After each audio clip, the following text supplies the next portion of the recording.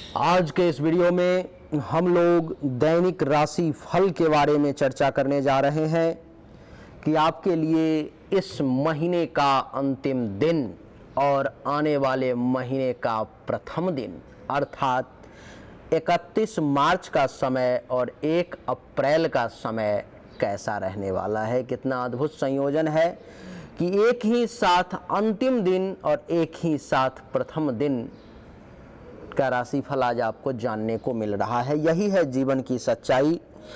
एक तरफ व्यक्ति जब बूढ़ा होता है तो दूसरी तरफ कोई जवान हो रहा होता है। एक तरफ जब व्यक्ति बूढ़ा होकर के मरने लगता है तो उसी वक्त कोई जन्म ले रहा होता है। नहीं, यही है दुनिया की सच्चाई। आपके रहने ना रहने से दुनिया को कोई फर्क नहीं पड़ता।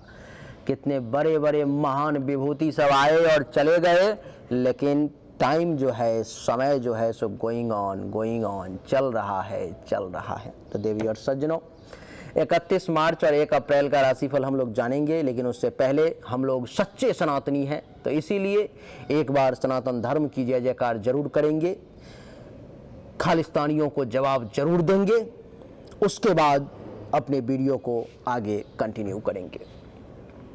बोलो सियावर रामचंद्र की जय, बोलिए रति रमन घन श्याम की जय, बोलिए राधा रानी की जय, बोलिए वृंदावन बिहारी लाल की जय। देवी और सज्जनों, बोलेंगे आप हमारे साथ, जय जयकार करेंगे।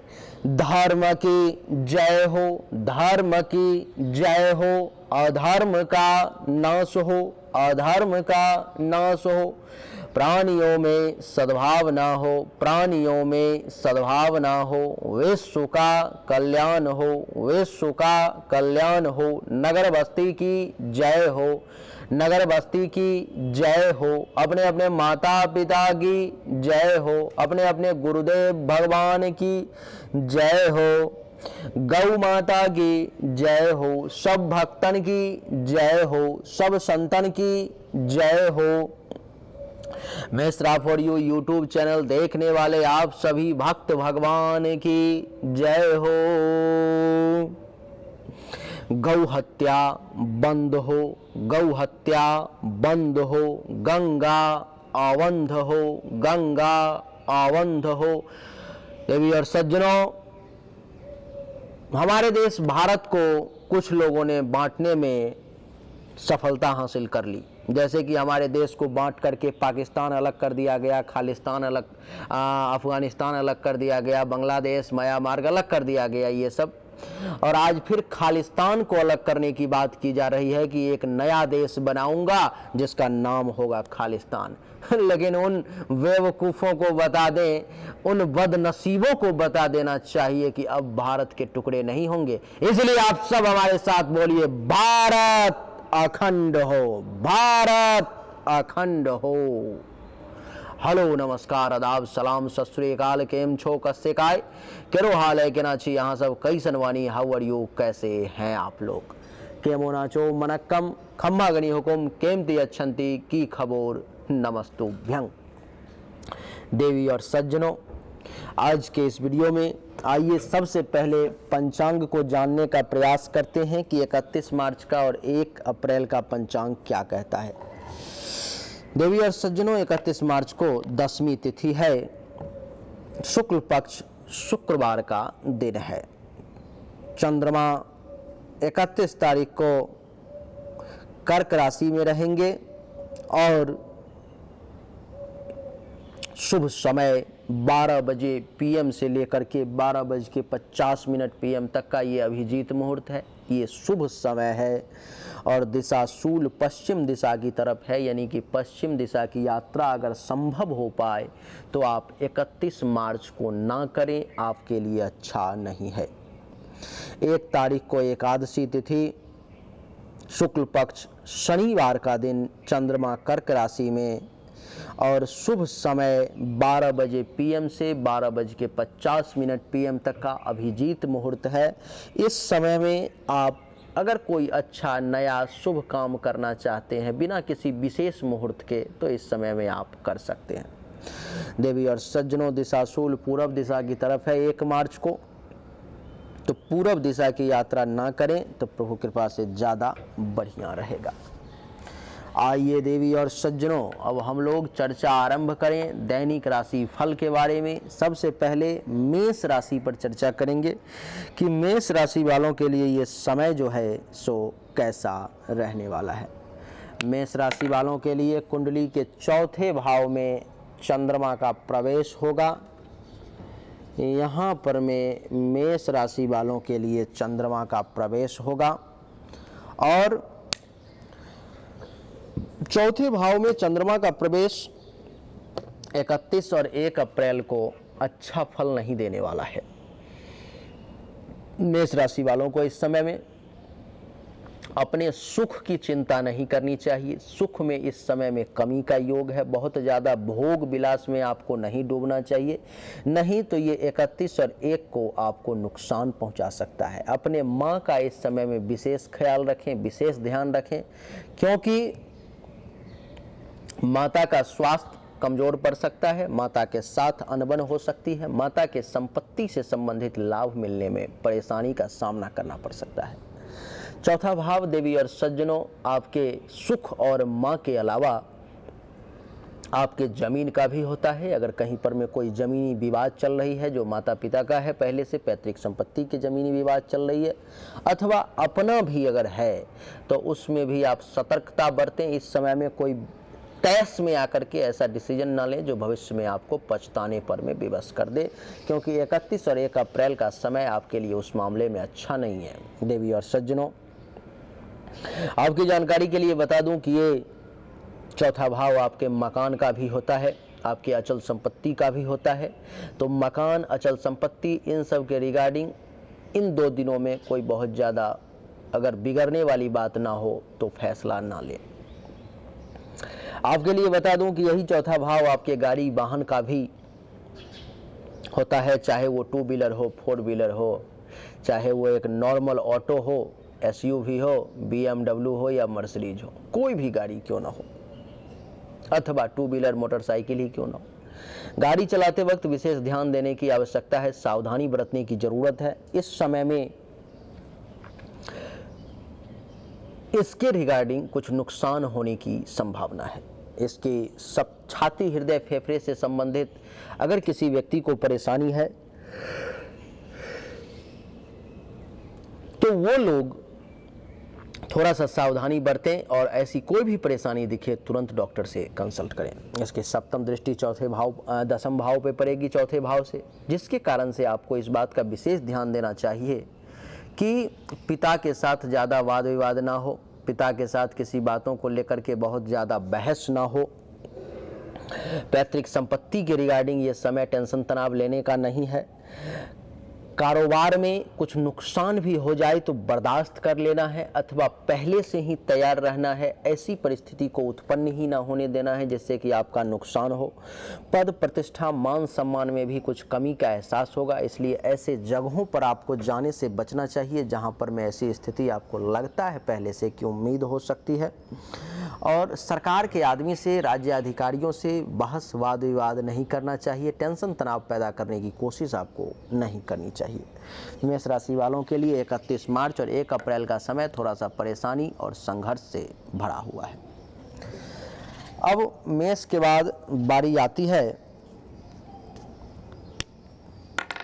वृषभ राशि की।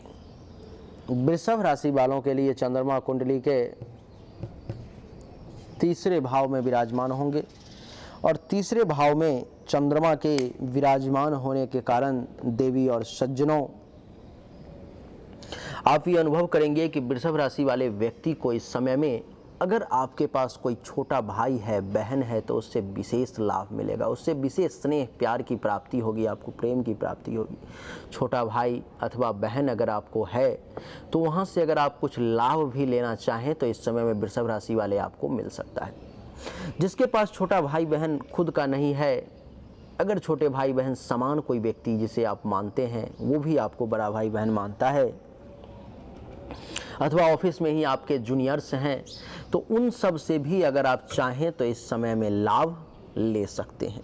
देवी और सज्जनों, कुंडली के 3रे भाव में चंद्रमा के बैठने के कारण वृषभ राशि वाले जातकों को इस समय में खुद के पराक्रम में, खुद के बाहुबल में, खुद के भुजाबल में बड़ा वृद्धि होता हुआ महसूस होगा। ऐसा लगेगा कि हाँ, कुछ तो है वही हाथों में, कुछ इन हाथों से किया जा सकता है, ऐसा जो है आपको महसूस हो सकता है। देवी और सज्जनों, तीसरे भाव में चंद्रमा के बैठने के कारण आपके लिए इस समय में धैर्य का मजबूत होना भी दिखा रहा है। इस समय में आपका धैर्य मजबूत होगा। गुप्त शत्रु जो आपको परेशान करने का कोशिश कर रहा होगा, उसका भी नाश होगा। गले, नाक, कान, श्वसन अंग से संबंधित किसी भी प्रकार की अगर परेशानी होगी तो उसमें राहत मिलेगी। यहाँ से सप्तम दृष्टि नवम भाव पे यहाँ पे पड़ेगी, जिसके कारण से भाग्य का भी साथ इस समय में वृषभ राशि वाले जातक को मिलेगा। भाग्य के साथ साथ धर्म का भी पालन करने की क्षमता होगी। कुछ तीर्थ यात्रा भी अगर करना चाहें तो कर सकते हैं। ससुराल से भी साला और साली से भी कुछ लाभ आपको मिलने की संभावना है। और आपके लिए मैं बता दूं कि सिर्फ इतना ही नहीं है, इस समय में आपके लिए संत, महात्मा, ऋषि, मुनि, ब्राह्मण, आचार्य, इन सब का भी आशीर्वाद मिलने के बड़ा सुंदर योग बन रहे हैं। हर मामले में बड़ा बढ़िया समय वृषभ राशि वालों के लिए। कहीं से कोई घबराने की, टेंशन, तनाव की जरूरत नहीं। इस समय में जो आपके पास शिक्षा है उसका सही इस्तेमाल करके आप उचित लाभ ले पाएंगे। देवी और सज्जनों, वृषभ के बाद अब बारी आती है मिथुन राशि की। राशि चक्र की तीसरी राशि जिसका नाम है मिथुन राशि। मिथुन राशि वालों के लिए कुंडली के दूसरे भाव में चंद्रमा का बैठना देवी और सज्जनों बहुत सुखद नहीं है। चंद्रमा का यहाँ पर में बैठना आप अनुभव करेंगे कि इस समय में आपको धन धान्य संपत्ति, क्या धन धान्य संपत्ति जो जमा पूंजी है आपकी, उसमें सेंध लगाने का काम किया जाएगा। किसी प्रकार से ये प्रयास किया जाएगा कि किसी न किसी कारणवश आपके जमा पूंजी को, धन धान्य संपत्ति को खराब किया जाए, उसमें से पैसा निकाल करके खर्च करवाया जाए। ऐसी स्थिति जो है सो उत्पन्न करने का प्रयास किया जाएगा। देवी और सज्जनों, आपके लिए बता दूं कि कुंडली के दूसरे भाव में चंद्रमा के बैठने के कारण मिथुन राशि वाले लोगों को इस समय असंतोष महसूस होगा। ऐसा लगेगा कि कुछ की कमी है, कुछ ना कुछ है ऐसा जो अंदर से मानसिक असंतोष की स्थिति आपके लिए उत्पन्न होगी। ये दूसरा भाव आपके परिवार का भी होता है, जिसके कारण से इस समय में मिथुन राशि वाले जातक को अपने परिवार के लोगों से ज़्यादा बहस नहीं करनी चाहिए, ज़्यादा वाद विवाद नहीं करना चाहिए। अपने परिवार के लोगों से संबंध बना के रखना चाहिए, संपर्क बना के रखना चाहिए, जिसके कारण से फालतू का लफड़ा में ना पड़े, फालतू के झंझट में ना पड़े तो ज़्यादा बढ़िया रहेगा। देवी और सज्जनों, आपके लिए बता दूं कि इस समय में कुंडली के दूसरे भाव में चंद्रमा के बैठने के कारण अपने वाणी पर आपको विशेष ध्यान रखना चाहिए। अपने परिवार के लोगों को, अपने कुटुंब को, अपने रिश्तेदारों को कुछ ऐसा ना बोल दें जिससे उनको भी तकलीफ हो जाए और जो आपके लिए भी भविष्य में तकलीफ का कारण बन जाए, जिससे कि आपको भी परेशानी हो। ये दूसरा भाव आँख का भी है। अगर आँख से संबंधित किसी प्रकार की परेशानी है तो वो आपको परेशान कर सकती है। पड़ोसी के साथ बहुत ज़्यादा वाद विवाद करने का प्रयास ना करें। पड़ोसी के साथ बहुत ज़्यादा घुलने मिलने का इन 2 दिनों में प्रयास ना करें तो ज़्यादा बढ़िया रहेगा आपके लिए। पड़ोसी से थोड़ा सा दूरी मेंटेन करें, डिस्टेंस मेंटेन करेंगे तो आपके लिए जो है सो ज़्यादा अच्छा रहेगा इस समय में। देवी और सज्जनों, कुंडली के दूसरे भाव में चंद्रमा के बैठने के कारण यहाँ से सप्तम दृष्टि पड़ेगी अष्टम भाव पर में, जिसके कारण से आकस्मिक यात्रा का योग बन सकता है। कहीं जा सकते हैं, कहीं घूमने जा सकते हैं, कहीं पर में जाना पड़ सकता है। परिवार को छोड़ के दूर जाने की भी स्थिति उत्पन्न हो सकती है। आकस्मिक अचानक से कुछ धन का नुकसान भी हो सकता है। विदेश में रहने वालों को कुछ विशेष लाभ भी मिलेगा। आपके लिए जानकारी के लिए बता दूं देवी और सज्जनों कि कुंडली के अष्टम भाव पर दृष्टि पड़ने के कारण थोड़ा सा सावधान रहें, क्योंकि सावधानी हटी तो दुर्घटना घटी वाली भी बात है। तो सावधान रहें, नहीं तो दुर्घटना की स्थिति भी जो है उत्पन्न हो सकती है। जिस किसी भी व्यक्ति को बवासीर, पाइल्स की समस्या है अथवा मुख से संबंधित किसी प्रकार का रोग है, वो लोग भी थोड़ा सा इस समय में ज़्यादा सावधान रहें तो ज़्यादा बढ़िया रहेगा। मिथुन के बाद अब बारी आती है कर्क राशि की। कर्क राशि वालों के लिए कुंडली के प्रथम भाव में ही चंद्रमा का प्रवेश होगा, जिसके कारण से कर्क राशि वाले जातक को इस समय में यश में वृद्धि और मन प्रसन्न रहेगा, आनंद की प्राप्ति होगी आपको कर्क राशि वाले। आपके लिए बता दूं कि महर्षि का कहना है कि शारीरिक तौर पर में भी कर्क राशि वाले लोग इस समय में बड़े मजबूत रहेंगे, रंग रूप में वृद्धि होगी, देखने में चेहरा बड़ा सुंदर और चमकीला रहेगा, ज्ञान में वृद्धि होगी, नहीं अपने दिमाग का जो है सही इस्तेमाल कर पाएंगे, शील स्वभाव भी बढ़िया रहेगा, गौरव करने लायक काम करने का अवसर कर्क राशि वालों को इस समय में मिल सकता है। और यहाँ से सप्तम दृष्टि पड़ेगी, सप्तम भाव पर में जिनका विवाह हो चुका है, जीवन साथी का सुख भी अच्छा खासा मिलेगा, काम वासना पूर्ति होगी, वैवाहिक जीवन भी आपका जो है इस समय में बढ़िया रहेगा। आपके लिए बता दूं कि दैनिक रोजगार व्यवसाय के क्षेत्र में भी ये समय आपके लिए बढ़िया है, ये समय आपके लिए अच्छा है। देवी और सज्जनों, आपकी जानकारी के लिए बता दूं कि अगर किसी भी प्रकार का प्राइवेट पार्ट से संबंधित परेशानी है, जैसे कि अंडकोश से संबंधित, लिंग से संबंधित, योनि से संबंधित किसी प्रकार की परेशानी है, तो आप इस समय में जो है सो थोड़ा सा सावधान रहें और आपको इन सब प्रकार के परेशानी से इस समय में राहत मिलने की संभावना है। देवी और सज्जनों, दुश्मन इस समय में आपको अगर परेशान करने का प्रयास भी करता है तो आपके सामने टिक नहीं पाएगा, वो आपके सामने नहीं टिक पाएगा, उसकी क्षमता ही इतनी नहीं होगी। पार्टनरशिप में भी अगर किसी के साथ कोई काम कर रहे हो तो उसमें भी आपको राहत देखने को मिलेगा। तो कर्क राशि वालों के लिए ये समय हर मामले में अच्छा महसूस हो रहा है। कर्क के बाद देवी और सज्जनों, अब बात करेंगे राशि चक्र के पंचम राशि, जिसका नाम है सिंह राशि। सिंह राशि वालों के लिए कुंडली के द्वादश भाव में 12वें घर में चंद्रमा का प्रवेश है। 12वें घर में चंद्रमा का प्रवेश देवी और सज्जनों ये दर्शाता है कि सिंह राशि वालों के लिए 31 मार्च और 1 अप्रैल का समय थोड़ा सा विपरीत साबित हो सकता है, समय थोड़ा सा उतार चढ़ाव से भरा हुआ साबित हो सकता है। किन किन बातों का ध्यान रखना है वो मैं आपको बताने के लिए हूँ ही। पैसों का विशेष ध्यान रखना है, खर्च कम से कम करने का प्रयास करना है, ऐसे चीज़ों में निवेश नहीं करना है, ऐसे चीज़ों में पैसा नहीं लगाना है जहां धन हानि का योग हो, जहां पर में ऐसा लगे कि नुकसान भी हो सकता है, तो ऐसे जगहों पर में ना लगाएं, क्योंकि इस समय में धन हानि का भी योग आपके लिए बन रहा है। देवी और सज्जनों, आपकी जानकारी के लिए बता दूं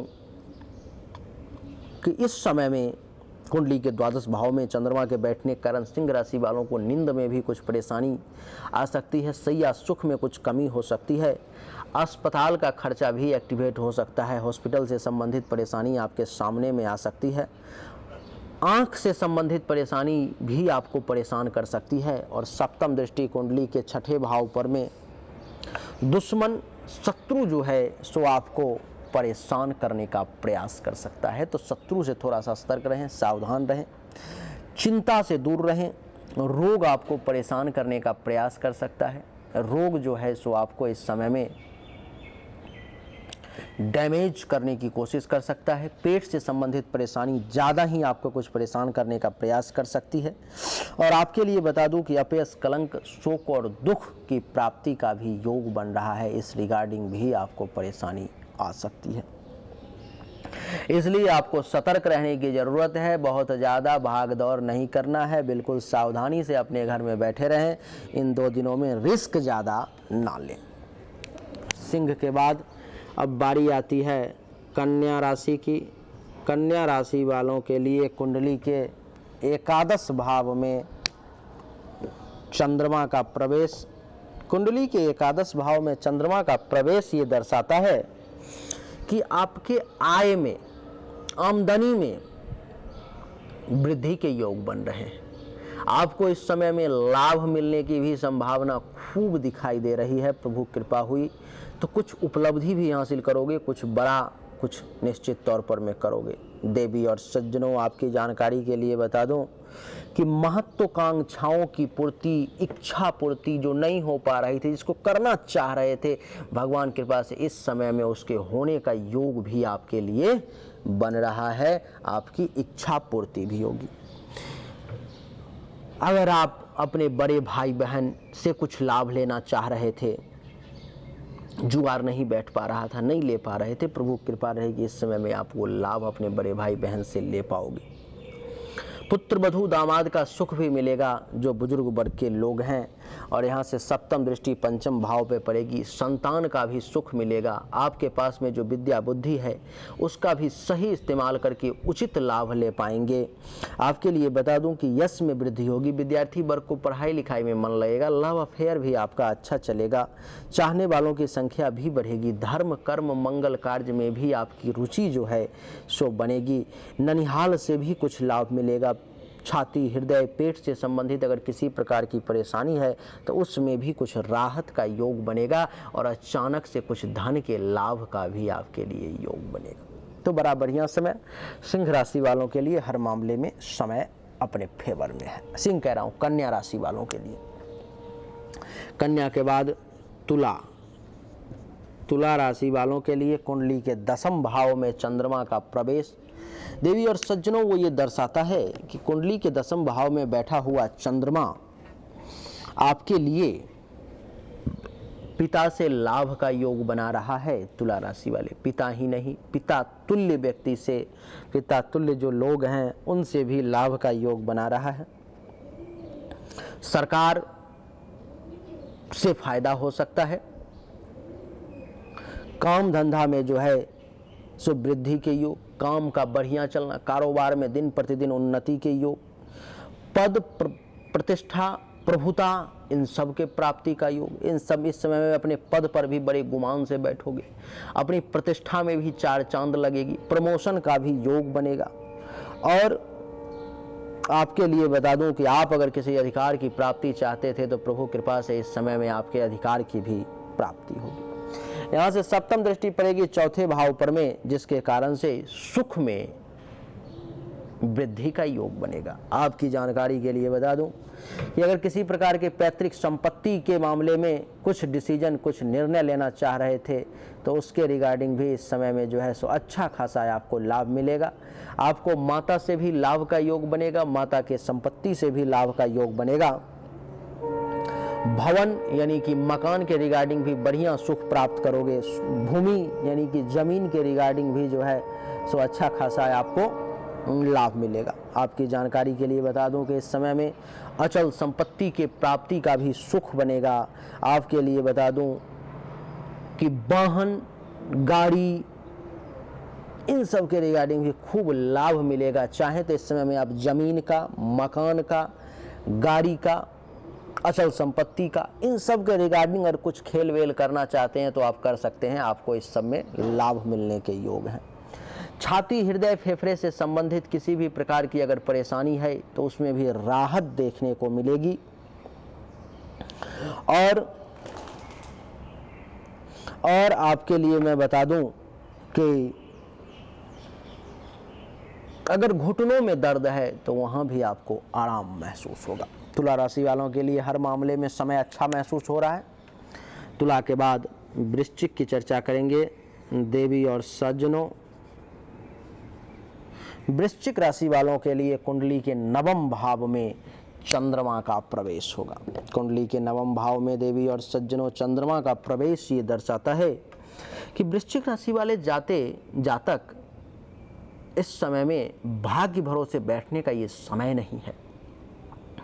भाग्य का इंतजार मत करें। इस समय में आप अपने बाहुबल पर भरोसा करें, अपनी हाथों पर में, अपने कर्म पर में, अपने ताकत पर में भरोसा करें।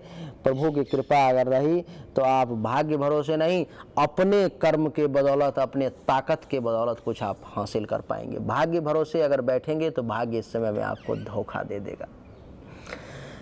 ससुराल से इस समय में आप लोभ ना करें ज़्यादा।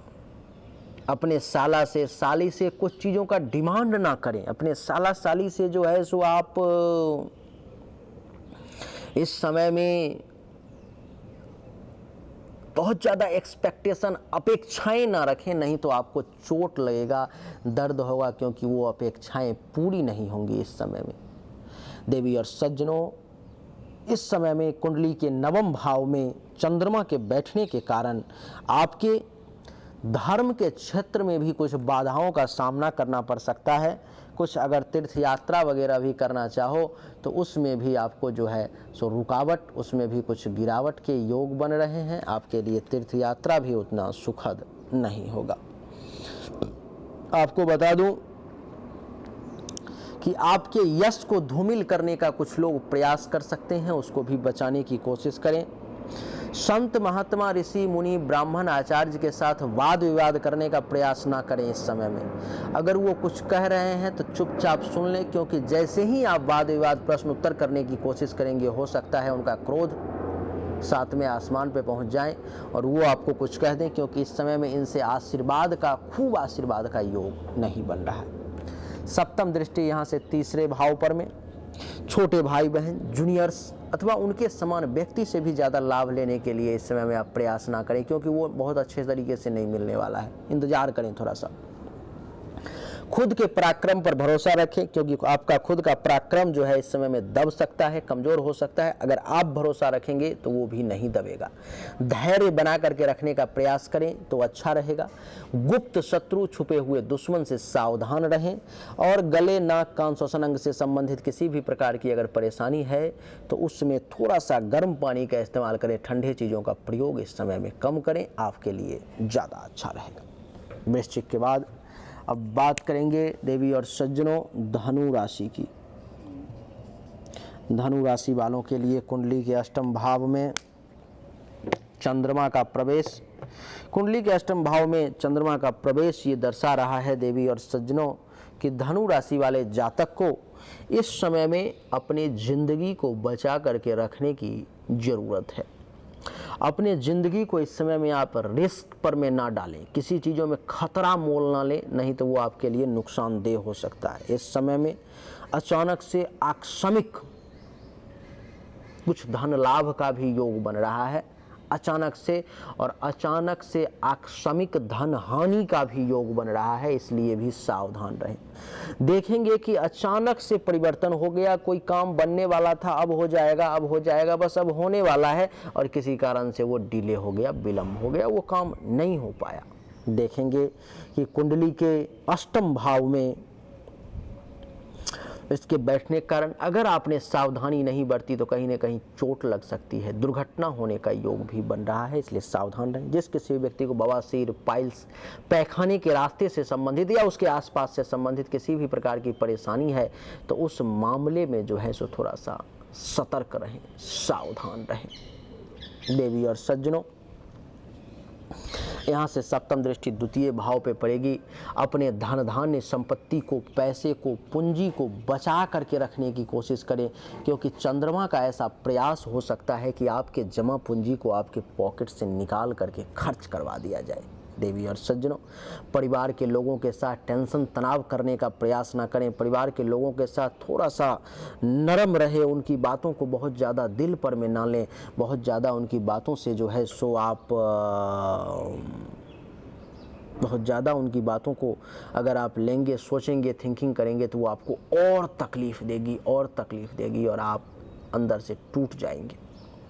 कुंडली के दूसरे भाव पर में दृष्टि पड़ने के कारण आपको अपने वाणी पर में भी कंट्रोल रखना चाहिए। कुछ ऐसे बोलने का प्रयास ना करें कि जिसके कारण आप बोलेंगे कुछ, लोग उसका अर्थ कुछ निकालेंगे, प्रचार कुछ और करेंगे। और आपकी जानकारी के लिए बता दूं कि अष्टम भाव में बैठा हुआ आपके वाणी के कारण जो है सो हर कार्य में विघ्न, बाधा उत्पन्न करने का प्रयास करेगा।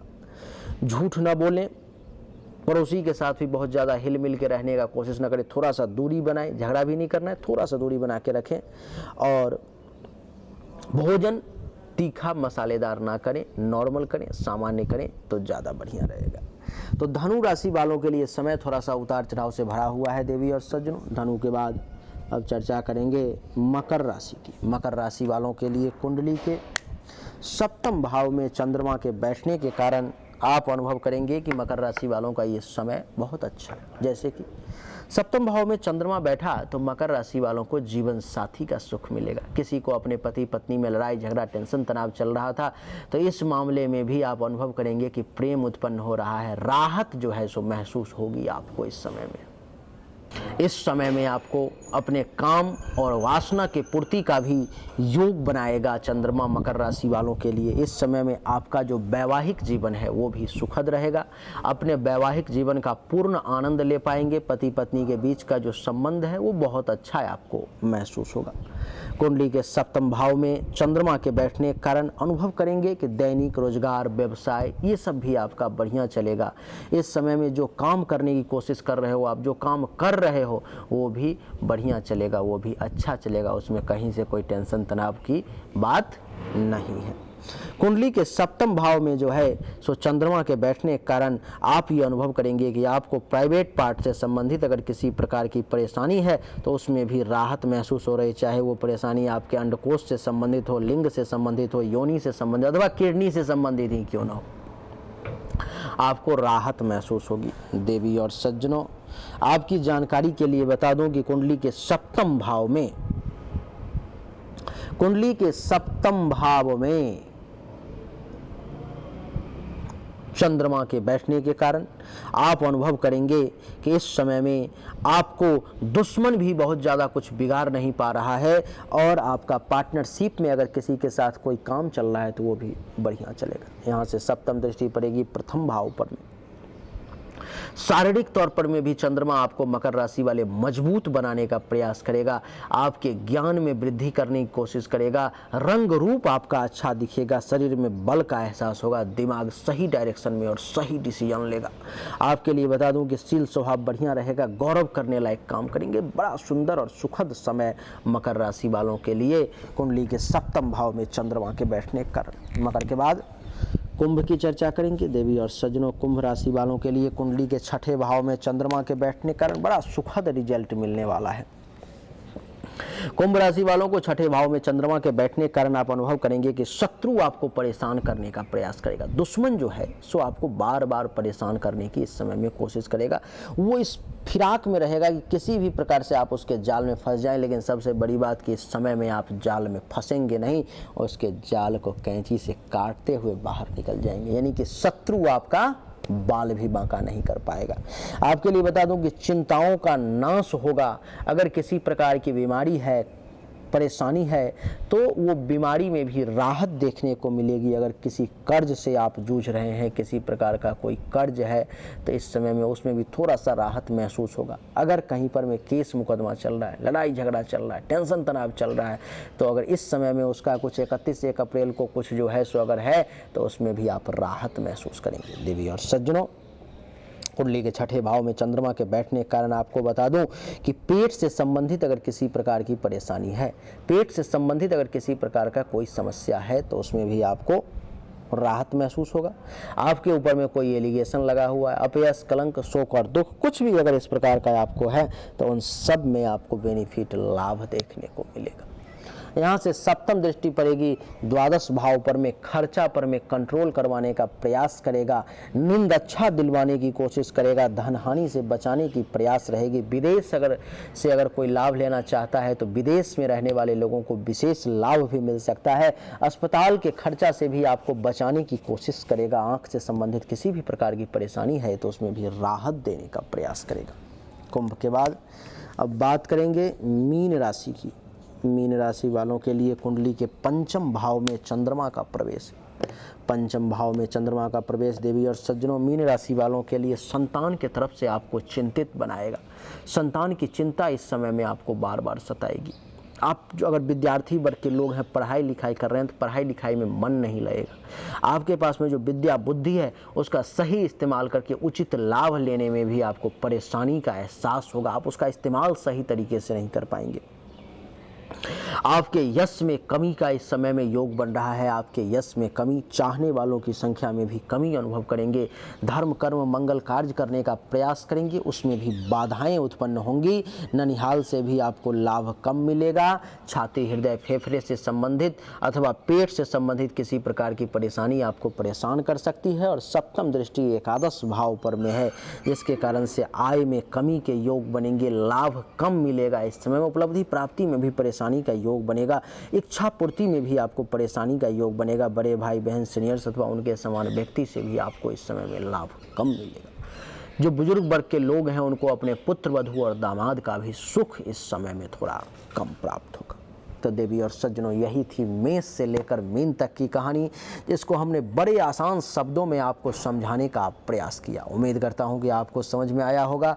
अगर आपको समझ में आया, अच्छा लगा, तो इस वीडियो को लाइक करें, शेयर करें, चैनल को सब्सक्राइब करके इसके बेल आइकन के बटन को दबाएं। एक बार फिर से आप सभी का बहुत बहुत धन्यवाद। Thank you so much. जय हिंद, वंदे मातरम। बोलिए राधे राधे।